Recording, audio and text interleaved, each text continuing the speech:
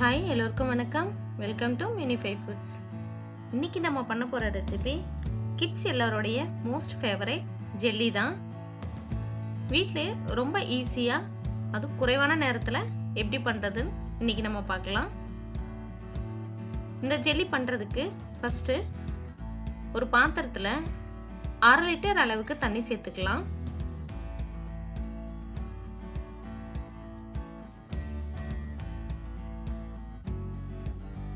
அது கூடவே 1/2 கப் அளவுக்கு சுகர் சேர்த்துக்கலாம். அதாவது சுகர் ஒரு 150 கிராம் இருந்தா சரியா இருக்கும். இப்போ இது எல்லாத்தையும் நல்லா மிக்ஸ் பண்ணி விட்டுறலாம்.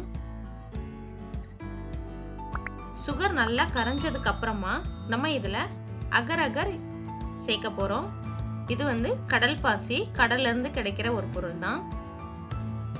இன்னைக்கு நான் 5 கிராம் அளவுக்கு அகர் அகர் எடுத்திருக்கேன்.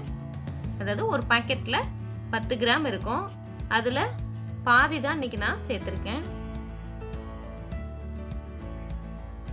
இப்போ இது எல்லாத்தையும் நல்லா மிக்ஸ் பண்ணி விட்டுட்டு இந்த அகர் அகர் தண்ணியில ஃபுல்லா நல்லா மெல்ட் ஆகிற அளவுக்கு நம்ம இதை கொதிக்க விடலாம். இப்போ அகர் அகர் ஃபுல்லா நல்லா மெல்ட் ஆயிடுச்சு. இதை நம்ம ஒரு பவுலுக்கு குட்டி குட்டி பவுல்லையோ இல்ல ஒரு சிலிக்கான் மோல்டுலயோ மாத்திக்கலாம். இன்னைக்கு நான் சின்ன சின்ன ஃப்ளவர் ஷேப்ல இருக்க கப்ல தான் எடுத்திருக்கேன். இப்போ இந்த தண்ணி எல்லாத்தையும் ஆட் பண்ணதுக்கு அப்புறமா நமக்கு என்னென்ன கலர்ஸ் பிடிக்குமோ அந்தந்த கலர் ஃபுட் கலர் நம்ம இதில் ஆட் பண்ணிக்கலாம். அது கூடவே நம்ம கிட்ட என்ன எசன்ஸ் இருக்கோ, வெனிலா எசன்ஸ், ஸ்ட்ராபெரி எசன்ஸ், இந்த மாதிரி அந்த கலருக்கு தகுந்த மாதிரி நம்ம எசன்ஸ் ஆட் பண்ணிக்கலாம். இது கலரும் எசன்ஸும் நம்மளோட ஆப்ஷனல் தான்.